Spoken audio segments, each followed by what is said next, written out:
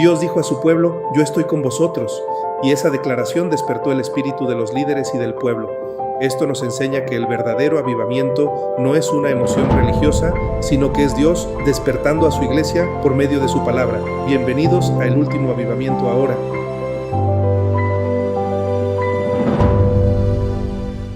Amados hermanos, bienvenidos a este estudio tan maravilloso de la mente de Cristo.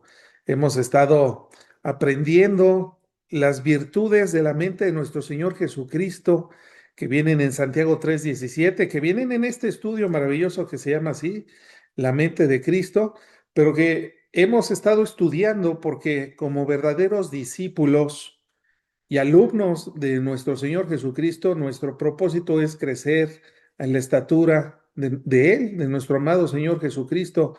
Y para ello necesitamos comprender cómo se comportaba nuestro Señor Jesucristo.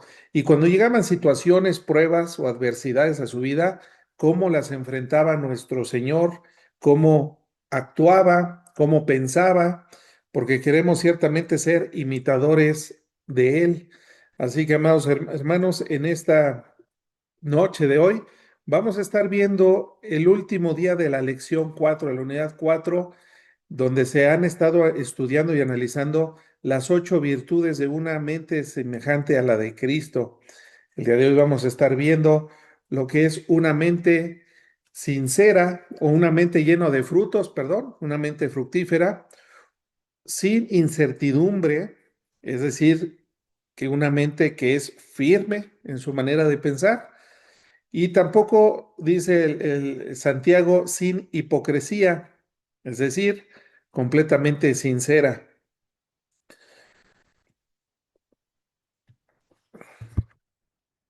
Vamos a avanzar entonces en la presentación para ir viendo esta enseñanza. Hoy vamos a estar meditando en el versículo de Juan 9:4, es lo que nos sugiere el autor de este estudio. Así que vamos a estar analizando, vamos a leer Juan 9:4. Me es necesario hacer las obras del que me envió, entre tanto que el día dura, la noche viene cuando nadie puede trabajar. Estas son palabras de nuestro Señor Jesucristo, que Él estaba enfocado, su mente estaba enfocada en hacer las obras de su Padre que lo había enviado a esta misión al mundo, a salvar a toda la humanidad o a salvar a todos sus elegidos de la muerte espiritual, de la muerte eterna. Nuestro Señor Jesucristo estaba enfocado. Su propósito de vida era hacer las cosas o las obras por las cuales el Padre lo había enviado. Dice, entre tanto que el día dura, es decir, entre que hay oportunidad para hacerlo, porque la noche viene cuando nadie puede trabajar. Nosotros solamente tenemos una oportunidad para hacer las cosas que Dios quiere que hagamos. Y es mientras estamos con vida, mientras estamos con las cosas, con la provisión que Dios nos ha dado, con trabajo, con salud, con juventud, etcétera, porque es el momento en que nosotros tenemos para hacer las cosas que Dios quiere que hagamos. Mientras el día dura, porque de noche nada puede trabajar. Ya si nos han diagnosticado una enfermedad y ha progresado y ya estamos en cama, ¿cómo podemos entonces hacer las cosas? El día es hoy, hoy es cuando nosotros podemos hacer las cosas que Dios quiere que hagamos. Eso es lo que nos está diciendo. Hay contrastes de esta sabiduría, de estos tres últimos virtudes de una mente fructífera, que es decir, una mente llena de buenos frutos, de frutos. Si nosotros analizamos el opuesto, pues es una mente que no produce fruto, es decir, una mente estéril, que no produce absolutamente ningún tipo de fruto.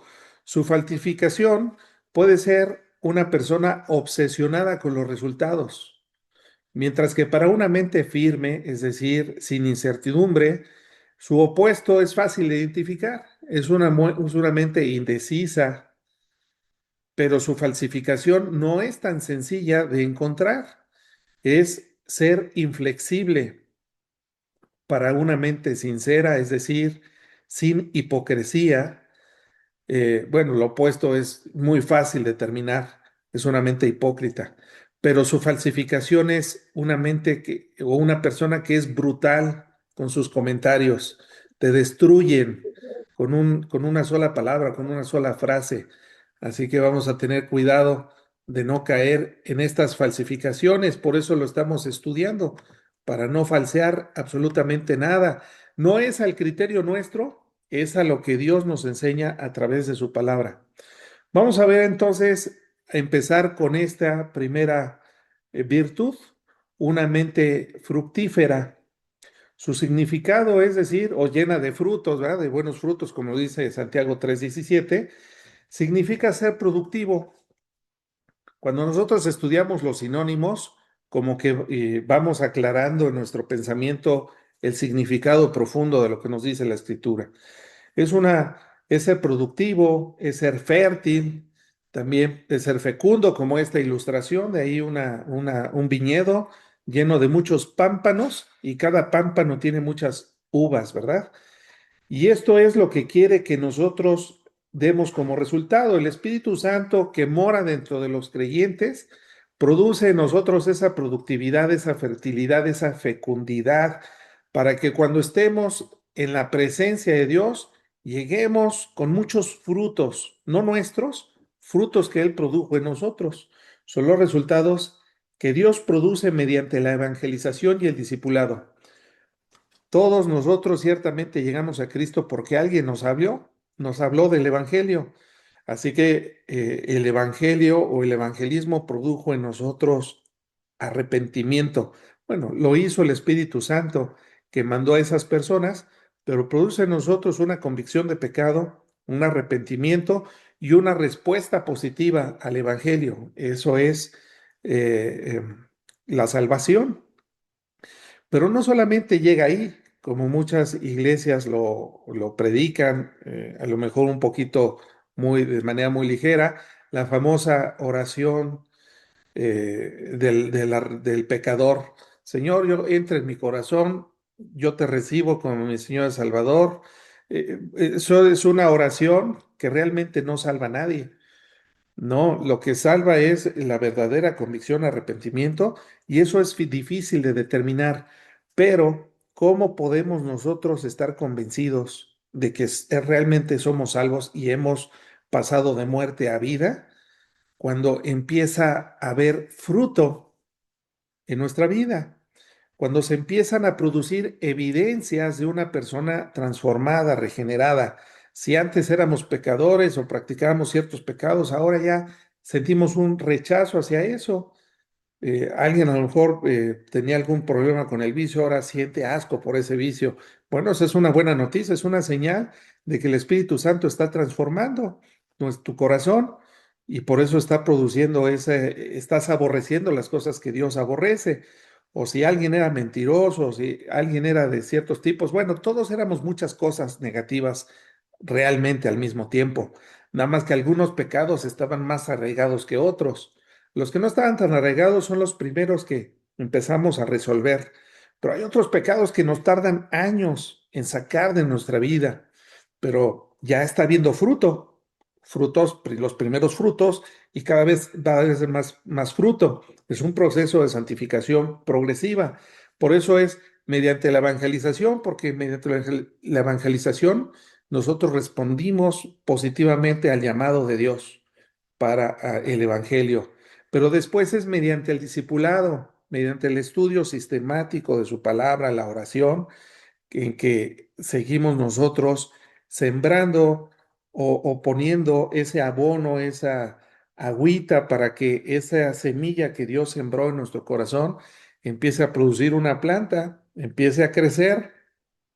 Lo normal es que primero se llena de hojas, pero con el tiempo, el discipulado, la oración y una vida consagrada al Señor empieza a producir fruto, no como la higuera que estudiamos el jueves pasado, llena de hojas pero sin fruto, y Jesucristo maldijo esa higuera. Y bueno, si no lo has visto, ya está la grabación en YouTube para que puedas ver esa lección. Ahí se habla mucho acerca de esto, cómo Israel era esa higuera con muchas hojas pero sin fruto.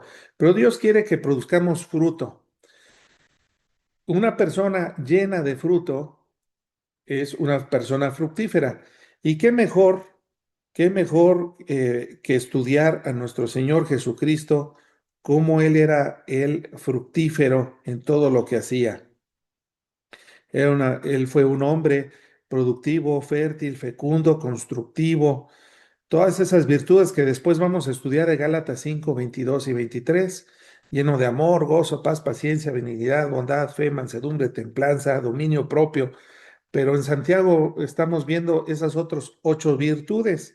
Solamente es por medio del poder del Espíritu Santo. Jesucristo fue un hombre sumamente fructífero. Él produjo todas las obras que el Padre le había enviado a hacer. Así que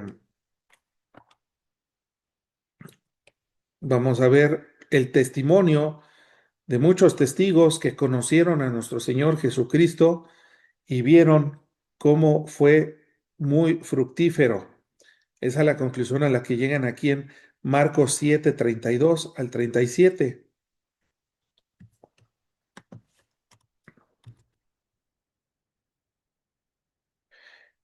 Y le trajeron un sordo y tartamudo y le rogaron que pusiera la mano encima.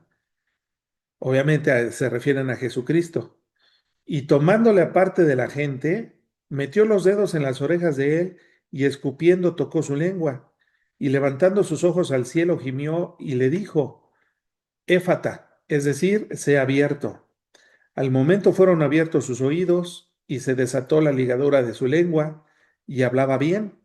Y les mandó que no dijesen a nadie, pero cuanto más les mandaba, tanto más y más lo divulgaban y en gran manera se maravillaban, diciendo, bien ha hecho todo, hace a los sordos oír y a los mudos hablar.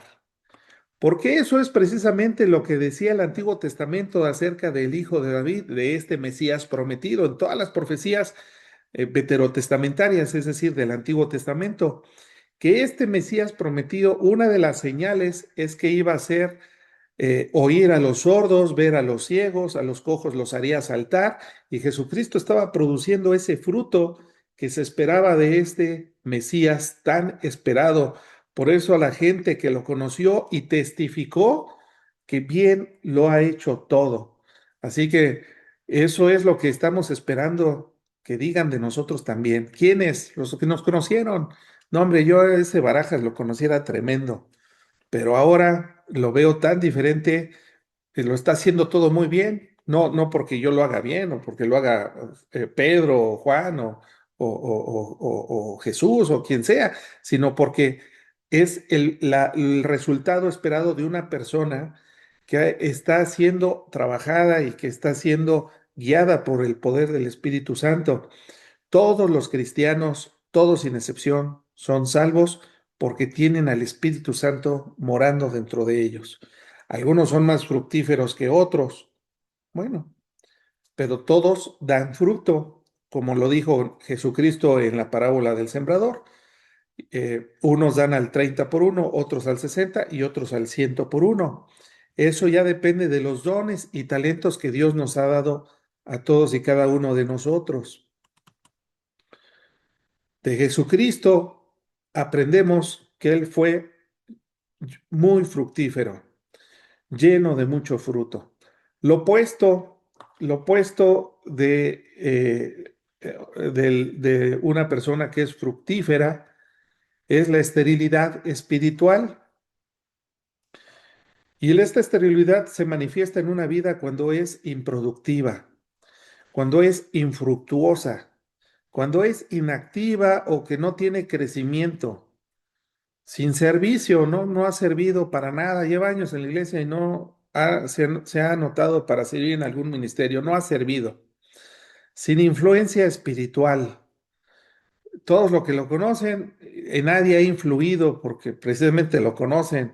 Es una persona estéril, pero a lo mejor esa persona va todos los domingos, ¿verdad? A la iglesia. Bueno, de eso no es uno de los frutos que nos presenta Santiago 3:17 o Gálatas 5:22 y 23.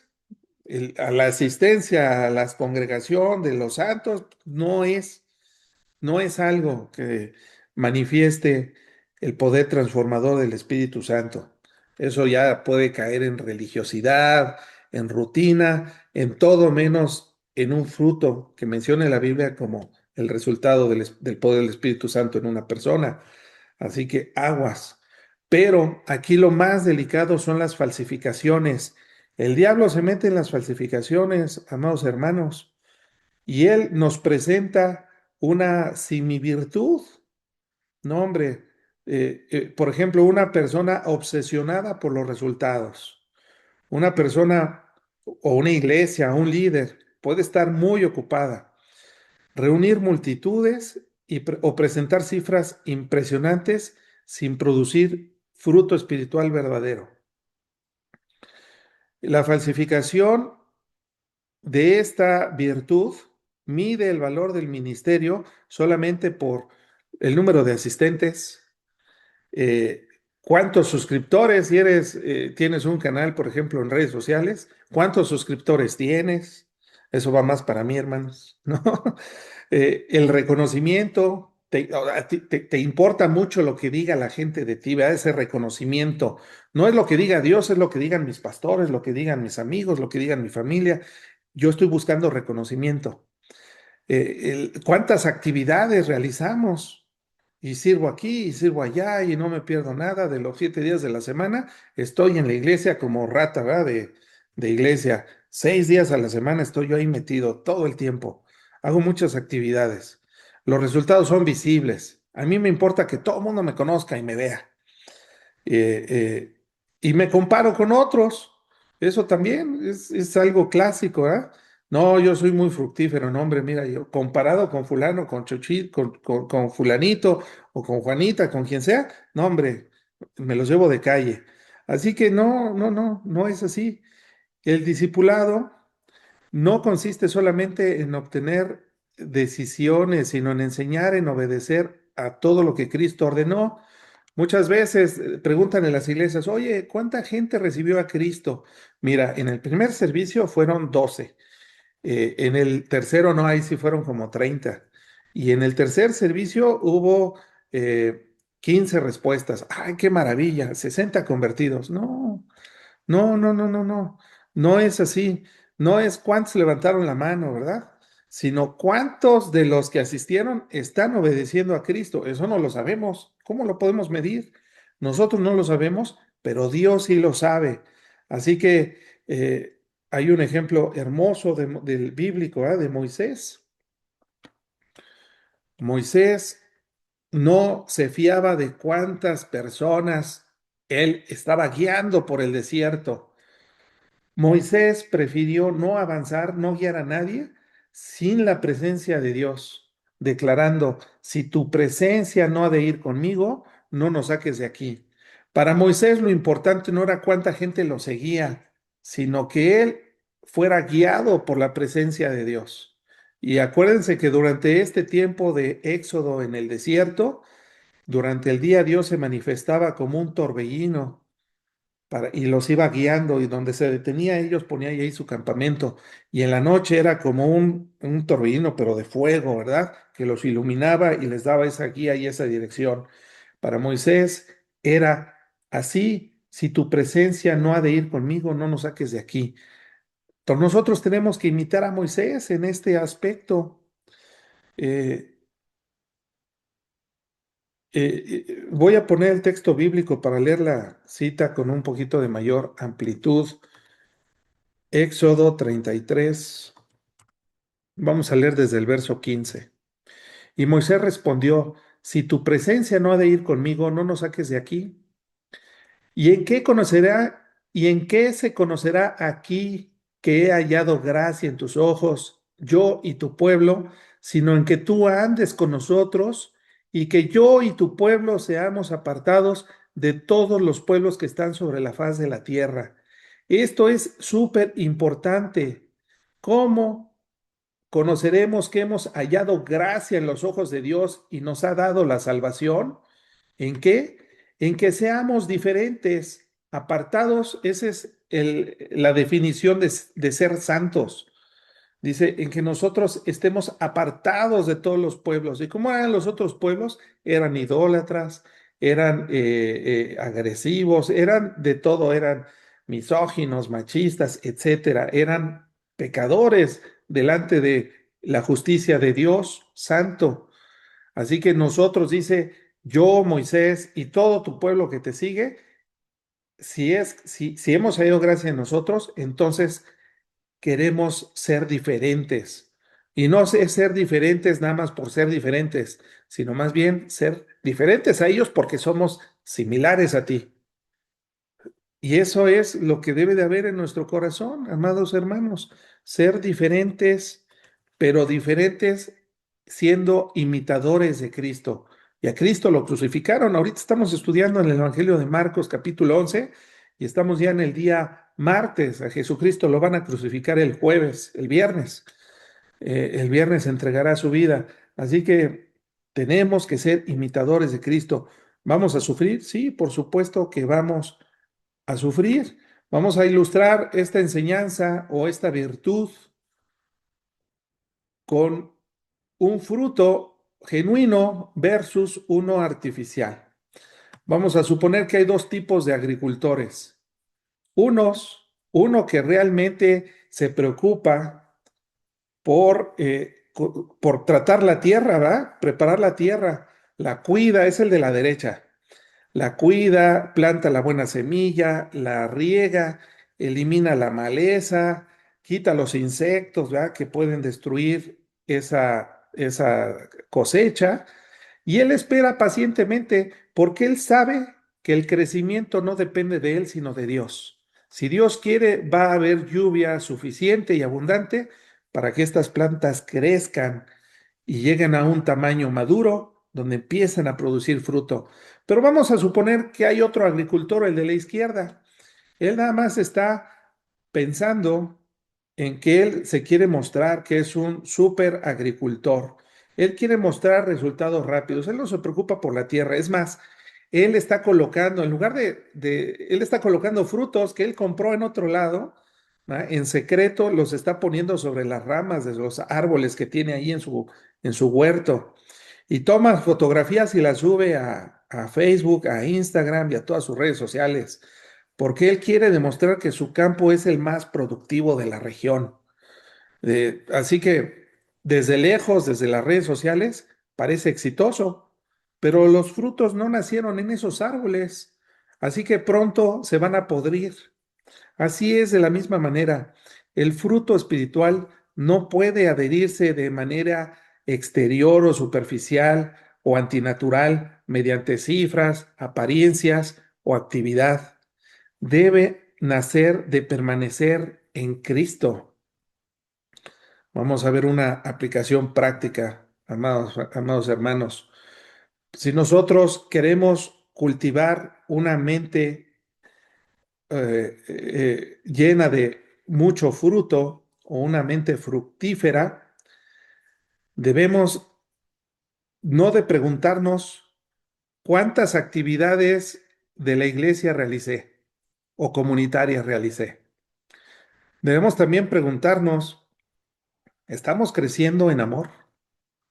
¿Realmente hay en mí el amor de Dios, el gozo que produce el Espíritu Santo en un verdadero creyente? ¿De veras tengo dominio propio y no reacciono cuando me ofenden a mí o a alguno de mis hijos o a mi esposa? ¿Realmente estoy mostrando el carácter cristiano o exploto y después pido perdón? Mi familia está observando que Dios está formando el carácter de Cristo en mí y que soy diferente y mejor papá o mamá de lo que era hace un año, hace 5 años, cuando mis hijos se acuerdan que era yo muy duro. Estoy realmente dando a conocer la palabra de Dios y la gente puede testificar que soy ahora una persona obediente y temerosa de Él. Bueno, hay muchas cuestiones que nosotros podemos analizar y nadie nos las tiene que decir. Nosotros ya somos grandecitos y podemos hacer una autoevaluación, una crítica constructiva de nosotros mismos, una reflexión que nos muestre todo esto. Pero ¿cómo podemos nosotros entonces cultivar una mente parecida a la de Cristo, llena de fruto y que nos digan, todo lo está haciendo bien, como dijeron de Cristo? En primer lugar, hermanos, tenemos que estudiar la Biblia. Tenemos que conocer a través de la Biblia la voluntad de Dios y conocer a Dios, cómo piensa, cómo actúa, cómo nos ve a nosotros, y cómo somos como humanidad de tremenditos. Pero tenemos que conocer. O sea, el conocimiento no está peleado con la fe, al contrario, el conocimiento aumenta nuestra fe. Tenemos que distinguir entre los métodos de Dios y los métodos del mundo. Quitémonos de likes, quitémonos de etcétera, de cantidad de seguidores, de suscriptores, de lo que sea que estemos haciendo. ¿Cuánta gente se está congregando? Por ejemplo, si hay aquí algún pastor escuchando, no, que no te preocupe si la iglesia se llenó, sino preocúpate porque tengas una calidad de veras de verdaderos discípulos de Cristo en tu iglesia. Los números no deberían de ser importantes. Para esto nosotros tenemos que depender de Dios en todo lo que hagamos. Por eso, antes de ir a trabajar, antes de dar un estudio, antes de hacer lo que tengamos que hacer, tenemos que orar para buscar esa dependencia del Espíritu Santo. Solamente el Espíritu Santo puede producir ese crecimiento o puede producir que esa semilla germine o ese trabajo en el que estamos responsables, somos responsables de realizar, se haga, no porque seamos muy buenos, sino porque Dios nos ayuda. Los creyentes maduros deben de, por supuesto, testificar que estamos produciendo el fruto del Espíritu Santo en nuestras vidas. Tenemos que examinar la calidad, no solamente la cantidad. Permitir que Dios pode lo que impide producir más fruto. A veces Dios nos tiene que quitar una amistad, nos tiene que quitar algo, pero esa poda no es porque Dios nos odie, ¿verdad? Sino porque para que una planta crezca más grande y mejor, tiene que haber poda a fuerzas. Permitir que Dios nos ayude a permanecer en Cristo. Lejos de Cristo no podemos nosotros hacer nada bueno. Todos estamos muertos espiritualmente y solamente por medio de la fe en Jesucristo es que volvemos a nacer. Pero nacemos chiquitos, débiles, como los niños. Algunos animalitos nacen y a los 3 minutos ya están caminando. Nosotros nos tardamos un año como seres humanos y dependemos de nuestra mamá y de papá para poder llegar a transportarnos de un lugar a otro. Imagínense en Cristo, hermanos. Dependemos de Él. Dice Jesucristo, permaneced en mí y yo en vosotros. Como el pámpano no puede llevar fruto por sí mismo si no permanece en la vid, así tampoco vosotros si no permanecéis en mí. Y si no entendimos, nos lo aclara, ¿verdad? Verso 5. Yo soy la vid y ustedes son ese racimo de uvas, ese pámpano. El que permanece en mí y yo en él, este lleva mucho fruto, porque separados de mí, nada podéis hacer. Tenemos que buscar estar pegados a Cristo. Y yo te felicito, amado hermano y hermana. Y aquí hay varios que han permanecido discipulándose conmigo. Ya llevamos 3 años discipulándonos. Dios ha sido bueno con nosotros. Y ahí están. Hay una transformación. Dios nos ha puesto así el querer como el hacer. Sigamos, ¿cuánto tiempo tenemos que seguir pegados a Cristo? Toda la vida, hermanos, toda la vida discipulándonos, toda la vida estudiando, toda la vida congregándonos. Dice Cristo, no me elegisteis vosotros a mí, sino que yo os elegí a vosotros y os he puesto para que vayáis y llevéis fruto y vuestro fruto permanezca, para que todo lo que pidierais al Padre en mi nombre, Él os lo dé. Nosotros somos cristianos porque Cristo quiere obtener de nosotros fruto. Dios quiere que le demos fruto. Si, como la higuera, hermanos, si solamente somos hojas, Dios no quiere eso. Dios no quiere árboles grandes, frondosos, bonitos. Él busca el fruto en medio de sus hojas, en sus ramas. Y todo árbol que no da fruto no sirve sino para ser cortado y echado al fuego. Todos nosotros necesitamos darle a Dios el fruto que espera de nosotros. Regresemos a la presentación. Así que una mente fructífera es una mente que produce espiritualmente, produce fruto porque permanece pegado a Cristo. La verdadera productividad espiritual nace de permanecer en Cristo y obedecer los métodos de Dios. No debe confundirse con activismo, con cifras, reconocimiento o éxito visible. Ojo con las imitaciones, las falsas imitaciones de las virtudes de Cristo. Ahora vamos a estudiar una mente sin incertidumbre, una mente firme. Todos nosotros somos llamados a ser firmes en nuestras convicciones. ¿Están de acuerdo? Yo creo que todos dicen amén. Claro que sí. Nosotros somos personas que no fluctuamos, que somos firmes. El opuesto, bueno, una persona firme, dice aquí la presentación, es una persona estable, constante, o es una persona resuelta, es una mente inquebrantable, dedicada, leal y determinada. A pesar del sufrimiento, a pesar de la oposición, nada nos mueve. Tenemos una convicción sin incertidumbre, somos firmes. Y la firmeza significa permanecer en el propósito de Dios, a pesar de todas las cosas, sufrimiento, presión, miedo, oposición, nos vamos a mantener firmes. Nuestro más grande ejemplo es nuestro Señor Jesucristo. Bueno, es fácil permanecer firme cuando no hay presiones. Sin embargo, nuestro Señor Jesucristo fue presionado, muy presionado como hombre, lo llevó al límite, al grado de tanto estrés de producir una sudoración mezclada con sangre. Los vasos sanguíneos se estresaron tanto que se rompieron y empezó a sangrar por la piel nuestro Señor Jesucristo allí en el Getsemaní. Jesús dirigió su rostro hacia el cielo y sometió su voluntad al Padre a pesar de tanto sufrimiento y del temor de la muerte que estaba a unas cuantas horas de llegar a él.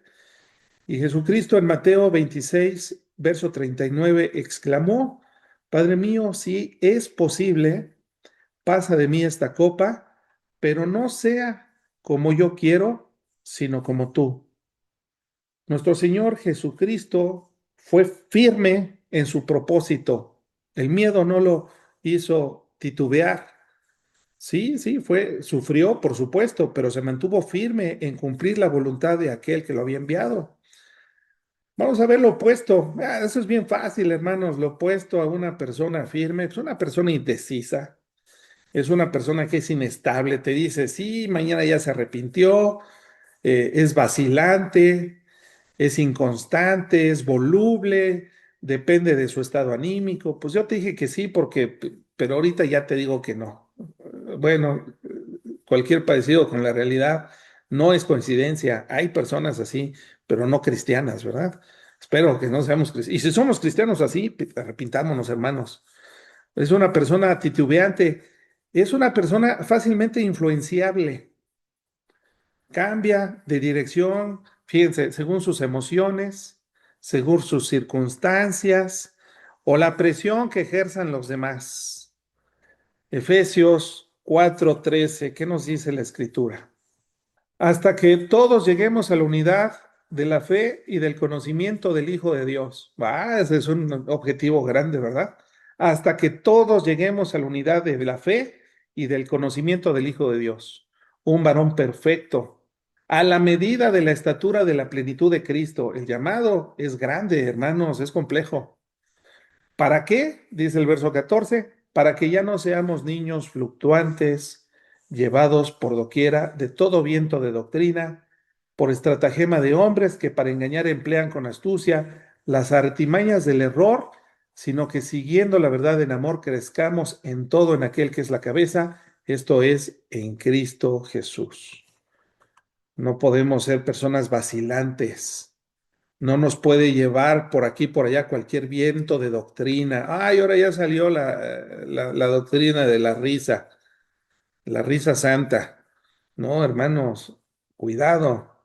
Pero podemos caer en la imitación, que es una persona inflexible. Fíjense cómo puede ser falsificada esta virtud de sin incertidumbre, es decir, firme. Su falsificación es la inflexibilidad. La firmeza se falsifica cuando se convierte en rigidez, obstinación, autoritarismo o intransigencia. ¿Han lidiado ustedes con una persona intransigente? Es una persona intransigente, jamás la vas a convencer, porque es así. Pues aquí dice que cuando éramos alumnos nos pasó, ¿no? La hora de entrada es a la hora que suena la chicharra. Y ya una vez que termina la chicharra de sonar, ya no puedes entrar al salón de clases. Y ya terminó y no entras, es inflexible. Oiga, es que mire que me tocó en un salón que bien lejos. Pues no, es inflexible. No es una persona firme, es una persona inflexible. Nosotros podemos caer en ese pecado de inflexibilidad. Aguas con eso. Una persona firme permanece en el propósito de Dios, pero es capaz de escuchar, hermanos, aguas. Tenemos que ser capaces de escuchar, tenemos que ser capaces de aprender y de hacer ajustes a nuestros métodos, a nuestra teología. Por ejemplo, un hermano que ahora que estudiamos en el seminario me decía, yo tengo mucho miedo, Pepe, de cuando lleguemos en teología sistemática acerca de los dones milagrosos, por ejemplo, el orar en lenguas o el hacer milagros o cosas, ¿no? Yo tengo miedo porque yo sé que en ese seminario pues, son cesacionistas y yo soy continuista. No me voy a meter en rollos, hermanos. Él consideraba que esos dones continuaban. Mi comentario fue, bueno, no te estreses, espérate a que tomar la clase, a leer con una mente abierta los libros que grandes eruditos han escrito del tema, escucha los argumentos del profesor, saca tus dudas y si al final de todo, cambias de opinión, está bien. Y si no, tendrás argumentos y debatirás y no te van a reprobar tampoco por eso. ¿Verdad? No son doctrinas así salvíficas, pero llega con una mente abierta, pero sí firme. Realmente escucha. Y eso es lo que tenemos que hacer, hermanos. No podemos ser así tan rígidos, porque la falsificación es esa inflexibilidad, esa rigidez, esa obstinación. Una persona firme es una persona que permanece en el propósito de Dios, pero puede escuchar, aprender y ajustar sus métodos. Una persona inflexible convierte sus preferencias personales en leyes y considera cualquier cambio como una derrota. Por eso es así de obstinado. La escritura ofrece varios ejemplos de personajes cuya rigidez moral y espiritual los llevó a rechazar la voluntad de Dios. Antes de pasar a esta ilustración, por ejemplo, el mejor ejemplo de una persona inflexible, así rígida, ¿quién fue? Faraón. ¿Recuerdan? ¿Cuántas plagas le tuvo que mandar Dios por medio de su profeta Moisés para que se diera cuenta que no podía pelear con Dios? 8 plagas, hermanos. Una persona sumamente inflexible, ¿verdad? Israel, la nación de Israel, repetidamente se rebeló contra Dios y se olvidó de sus obras y se siguió adorando dioses extraños. Cuando salieron de Egipto, luego hicieron al poquito tiempo un becerro de oro y lo adoraron. Y Dios lo describió como un pueblo terco, un pueblo necio, rígido. No se dejaba moldear por Dios. El Nuevo Testamento, uy, de ahí ni se diga, el mejor ejemplo son los fariseos. Ellos eran rígidos, pues aquí la tradición dice que es esto, y no podían ellos tener una interpretación diferente a lo que decían los rabinos, porque lo que enseñaba Cristo no era compatible con sus tradiciones y sus enseñanzas. Ellos se mantenieron inflexibles, rígidos. Así que, más allá de la desobediencia política o religiosa, la persona inflexible tiende a desafiar la voluntad de Dios como si fueran iguales en autoridad. Vamos a poner un ejemplo de una persona en la Biblia, ¿verdad? De una persona parecida. ¿Recuerdan el profeta Jonás? Dios le dijo que fuera a predicar a sus enemigos, ¿verdad? Y que se arrepintieran a Nínive, la capital del imperio enemigo. ¿Y qué hizo Jonás? Fue inflexible, fue rígido, y si Nínive estaba para allá, él se embarcó y se fue para el otro lado. ¿Qué sucedió? Lo tragó una ballena y Dios trató con él duro, pero le perdonó la vida. Y a los 3 días lo regresó a la ballena, lo sacó de su estómago, ¿verdad? Y fue y predicó de malas, pero lo hizo. Ese fue un ejemplo súper bíblico de una persona rígida. Era un hombre de Dios, sí lo era, un profeta, pero era inflexible y Dios le enseñó en ese aspecto, trató con él. ¿Qué otra persona podemos encontrar en la Biblia? Caín. Caín, antes de matar a su hermano, Dios le habló, ya la humanidad ya estaba en pecado, pero Dios sabía lo que iba a hacer Caín, que quería matar a su hermano por envidia, eh, y tiene un diálogo con él y le advierte para no seguir sus instintos, su sed de ira, de venganza. Y Caín, ¿qué le responde? ¿Acaso yo soy guarda de mi hermano? Esta pregunta lo coloca Caín, o él mismo se coloca como si tuviera la misma autoridad que Dios. Estaba debatiendo como si fueran iguales. Una persona inflexible es una persona que se pone así al tú por tú, como decimos aquí en México, con Dios. Entonces, no solamente es de que se resiste a cambiar de opinión, sino asume una postura que rechaza someterse a la autoridad y a la sabiduría de Dios. Jesús fue firme en su misión, sí lo fue, ¿verdad? Pero permitió que algunas necesidades interrumpieran sus planes. Su agenda estaba sometida al Padre, pero no era controlada por su orgullo. Y ahora sí voy a rezar a la ilustración. ¿Están de acuerdo que una palmera y un poste son firmes? Bueno, pero ¿cuál es la diferencia? Cuando la palmera se somete a los fuertes vientos de la costa, los huracanes, etcétera, se mantiene firme en el terreno, sí, no cambia de terreno, no se la lleva, ¿verdad? A otro monte el viento. Pero ¿qué hace la palmera? Así se inclina, ¿verdad? Así, a causa del viento. Pero una vez que cede el viento, regresa a su postura y sus palmas quedan nuevamente como si nada, ¿verdad? A lo mejor se le cayeron dos, tres cocos, pero se mantuvo firme, pero no fue inflexible. Pero cuando una persona es inflexible, se quiebra. Vamos a poner un poste de esos de un semáforo, de un poste de iluminación. Parece que es firme, llega el viento y parece que no lo tira, pero si el viento es suficientemente fuerte, ese poste se va a doblar por la mitad y ese poste rígido se rompe y ya no regresa nunca más a su posición original. Así es, cualquier persona que queriendo ser firme se confunde y se vuelve una persona inflexible. Esta persona se va a romper ante la presión. A lo mejor unos a mayor presión que otros, pero todas las personas que practican sin mi virtud, se van a romper porque se van a aferrar a su propia obstinación. Y eso no es lo que queremos hacer. ¿Cómo podemos nosotros entonces, de manera práctica, desarrollar esta virtud? Bueno, entendamos estos pasos. Primero tenemos que identificar qué enseña la Biblia, qué práctica nos enseña que no podemos abandonar. Cuando nos enfrentemos ante una decisión o un desacuerdo con alguien más, algún hermano de la iglesia, con tu esposa, con tu esposo, etcétera, Bueno, primero corre a la Biblia. ¿Qué dice la Biblia acerca del tema?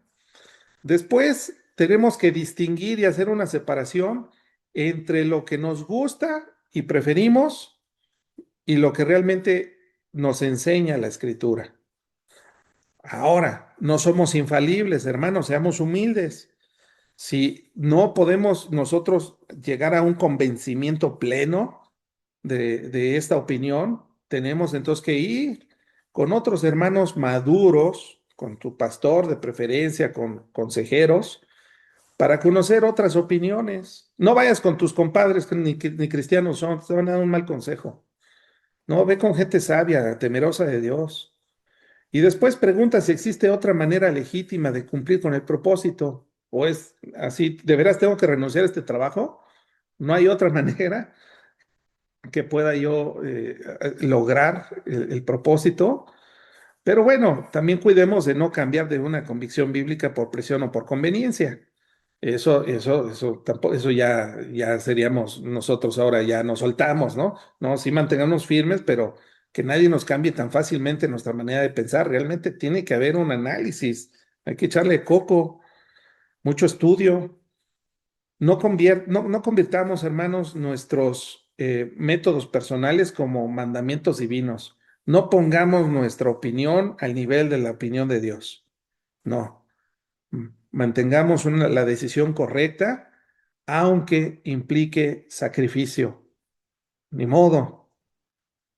Una frase útil sería, puedo reconsiderar mi método o mi manera de pensar, pero no desobedecer en el principio que Dios ya estableció en su palabra.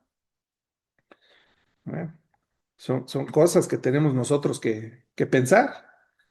¿Cómo vamos a cultivar una mente firme? Bueno, primero reconocer el derecho que tiene Dios de dirigir nuestra vida. No somos nosotros que nos hicimos a nosotros mismos, Él es nuestro hacedor y Él puede hacer los cambios que Él considere. Cultivemos una comunión íntima con Él mediante la oración, volvernos a Cristo cuando nos haga titubear. Evitamos debates, discusiones que nos desvíen de la fe, permanecer constantes en la obra del Señor y resistir firmes en la fe durante el sufrimiento. Ser firmes y constantes, como dice 1 Corintios 15:58. Confiemos en que Dios nos afirmará y nos fortalecerá, según lo dice 1 Pedro 5, versos del 8 al 10. La firmeza, hermanos, consiste en permanecer obedientes al propósito de Dios sin volvernos rígidos, autoritarios o insensibles a su dirección. Amén. Bueno, vamos a analizar una mente sincera, es decir, sin hipocresía, porque aquí nos dice, es el último de los 8 versos, la sabiduría divina es sin hipocresía. Bueno, ¿qué significa esto? Aguas, porque lo opuesto es muy sincero. Lo opuesto es muy fácil, perdón, de encontrar. Eh, es ser hipócrita, ¿verdad? O sea, si no seas hipócrita, ¿cuál es lo opuesto? Pues ser hipócrita, ¿verdad? Así que eso es muy sencillo, eso lo identificamos rápido. Pero una virtud que se puede falsificar es ser brutales. Es la brutalidad, una forma cruel o insensible de hablar, justificando el daño de nuestras palabras con la frase, yo solamente estoy siendo sincero. Oh, bueno, yo solamente te estoy diciendo lo que pienso, pero ya lo destruiste, ¿verdad? Así que Jesús mismo confrontó la hipocresía de los religiosos fariseos, porque dice Jesucristo que ellos cuidaban su apariencia exterior, la opinión de todos sus amigos y del pueblo, pero descuidaban la justicia y el amor de Dios, que eso era antes que otra cosa. Ustedes ofrendan la mirra y el eneldo, está bien, era necesario hacer una cosa sin dejar de hacer la otra, dice nuestro Señor Jesucristo. Así que no podemos nosotros buscar reconocimiento sin llevar las cargas que nosotros estamos ofreciendo. Y para los consejeros esto es básico. No podemos poner cargas en nuestros hermanos que no estamos dispuestos nosotros mismos a sobrellevar y que la Biblia nos ordena a llevar. Así que, ¿qué significa ser Brutal. Bueno, la sinceridad puede falsificarse mediante una forma cruel, insensible o despiadada de hablar. Algunas personas justifican sus palabras destructivas diciendo, solamente estoy siendo sincero. Sin embargo, decir algo verdadero no convierte automáticamente en correcta la manera de comunicarlo. Jesús anunció esa hipocresía, pero, pero su confrontación procedía de la verdad y del propósito de Dios, no del deseo egoísta de humillar o de lastimar a los demás. La sabiduría divina une la verdad, la integridad, el amor y la valentía y la confrontación. La Biblia registra varios personajes cuya brutalidad refleja una distorsión realidad de la sinceridad, mientras que la verdadera sinceridad opera dentro de los límites de la justicia y la misericordia. La brutalidad la ignora completamente. Los escribas y fariseos, ya lo sabemos, eran injustos, poco equitativos, no tenían misericordia y eran brutales. Aunque pretendían sinceridad religiosa mediante sus prácticas legalistas, su honestidad era en realidad una fachada que ocultaba corazones sin compasión. Por ejemplo, Abimelech en el Antiguo Testamento, él mató a todos sus hermanos para quedarse en el trono y quemó vivos a los hombres de Siquem. Abimelech fue brutal.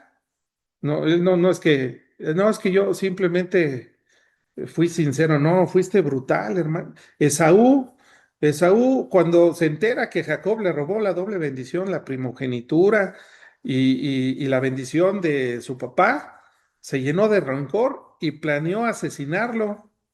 Pues eso fue brutal. Potifar se creyó la mentira de que José había intentado aprovecharse de su esposa y descargó toda su ira encerrando a José en prisión. Amán, el oficial del rey Asuero, se llenó de ira contra Mardoqueo, el tío de Esther, ahí en el libro de Esther, en el Antiguo Testamento, y planeó no solamente la destrucción de Mardoqueo, sino de la de todo su pueblo, de todos los judíos. Finalmente fue juzgado por el rey porque Dios le dio gracia a la reina Esther y Abimelech y Amán fue ahorcado en la misma horca que él había preparado para Mardoqueo. Así que estos personajes actuaban con sinceridad en sus convicciones, pero su brutalidad revelaba que confundían la pasión personal con la verdad. La distinción crucial es que los hombres infligen crueldad para ganar, mantener o demostrar poder sobre otros o infundir miedo. Y esta motivación nunca puede ser sinceridad genuina, sino una perversión más peligrosa. Aquí hay muchas preguntas que tenemos que hacernos antes de hablar, antes de dar un comentario, antes de responder cualquier cosa.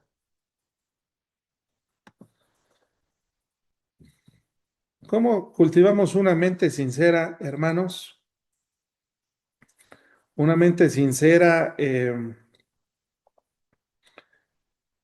podemos nosotros rechazar desde el principio todo indicio de falsedad, no apartarnos de la verdad,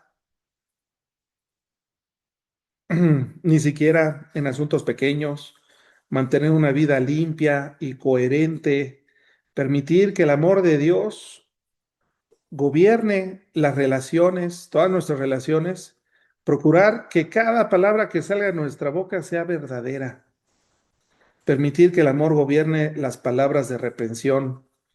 Sí, a veces es necesario exhortar, pero exhortar con amor, como hace mucho tiempo. Un amigo me dice, ay, yo tengo el dote de exhortación. Le digo, no, lo que pasa, tú no tienes el dote de exhortación, tú tienes, más bien lo que tú no tienes es educación, porque era brutal, cuando hablaba te aniquilaba y era grosero, ¿verdad? Y él pensaba que tenía el don de exhortación, no, ¿qué va a tener el don de exhortación? Él era brutal. Así que tenemos nosotros que unir el amor y el conocimiento con el discernimiento, según nos dice Filipenses 1 del 9 al 10. Léanlo ustedes ahí en sus casas. Dice, y esto pido en oración, que vuestro amor abunde aún más y en más en ciencia, pero el amor dice, tiene que abundar en ciencia y en todo conocimiento para que aprobemos cuál es lo mejor a fin de que seamos sinceros e irreprensibles para el día de Cristo. Mantener una conducta honorable conforme a lo que dice 1 Pedro 2:12, manteniendo buena vuestra manera de vivir entre los gentiles para que en lo que murmuran de vosotros como malhechores, glorifiquen a Dios en el día de la visitación al considerar vuestras buenas obras. La enseñanza, entonces, es que una mente sincera es semejante a la de Cristo, vive y habla conforme a la verdad sin hipocresía, pero no utiliza la verdad como una excusa para actuar con crueldad. Las 3 virtudes clave que estudiamos hoy es una mente llena de frutos, ¿verdad? Fructífera, sin estar obsesionado con el éxito. Sí somos firmes, pero no inflexibles. Somos sinceros, pero no crueles o brutales. El fruto verdadero procede de permanecer en Cristo. La firmeza nace de someterse al propósito de Dios. La sinceridad une inseparablemente la verdad con el amor. Ahora, algunas preguntas que tenemos que hacerlas. Bueno, ¿busco fruto espiritual o solamente resultados visibles? ¿Permanezco firme en la voluntad de Dios o me defiendo obstinadamente de mis preferencias? ¿Hablo con sinceridad gobernada por el amor o empleo la verdad para lastimar, para humillar a alguien? ¿Cuál de estas virtudes necesita Dios desarrollar con mayor urgencia en mi vida? La sabiduría de Dios simplemente nos va a transformar. La sabiduría que viene de Dios produce una vida llena de fruto.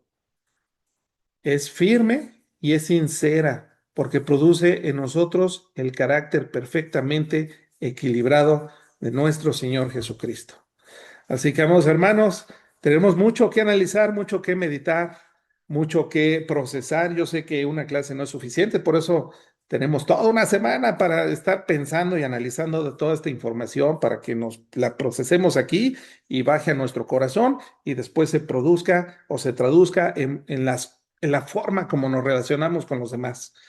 Hermanos, hagamos una oración y despidámonos porque ya es tiempo de pasar a las peticiones de oración del grupo. Señor Jesús, te damos gracias, Padre, porque tú revolucionas nuestra manera de pensar. Gracias porque nos hablas con verdad. Tú eres la verdad, tú eres el camino y tú eres la vida, Señor. Tenemos que seguirte a ti si queremos nosotros glorificar tu santo nombre. Te damos gracias porque tú has fijado tus ojos en nosotros y nos estás transformando y nos llevas de gloria en gloria y al final estaremos en una comunión perfecta contigo. Oramos para que no dejemos de darte fruto, para que seamos fructíferos, que seamos nosotros firmes en nuestras convicciones, pero aún así seamos capaces de ser moldeables cuando escuchemos la voz de tu Espíritu Santo. Y sobre todo, Señor, ser sinceros, pero no crueles entre nosotros. Bendice a cada familia, a cada personita que estuvo en este estudio, los que lo están estudiando en una grabación, bendícelos y que todos seamos cada día más parecidos a ti, porque esto te da gloria a ti, Señor. En tu precioso nombre oramos y te damos gracias. Amén. Gracias por haber llegado hasta el final de este estudio. Mi oración es que la palabra de Dios haya bendecido tu vida, fortalecido tu fe y te anime a caminar en obediencia a Cristo. Si este mensaje fue de edificación para ti, te invito a compartirlo con otras personas para que también puedan ser bendecidas por la verdad de la palabra de Dios. Suscríbete al canal, activa las notificaciones y acompáñame en los próximos estudios bíblicos. Que Dios siga despertando nuestro corazón por medio de su palabra. Nos vemos en el próximo estudio.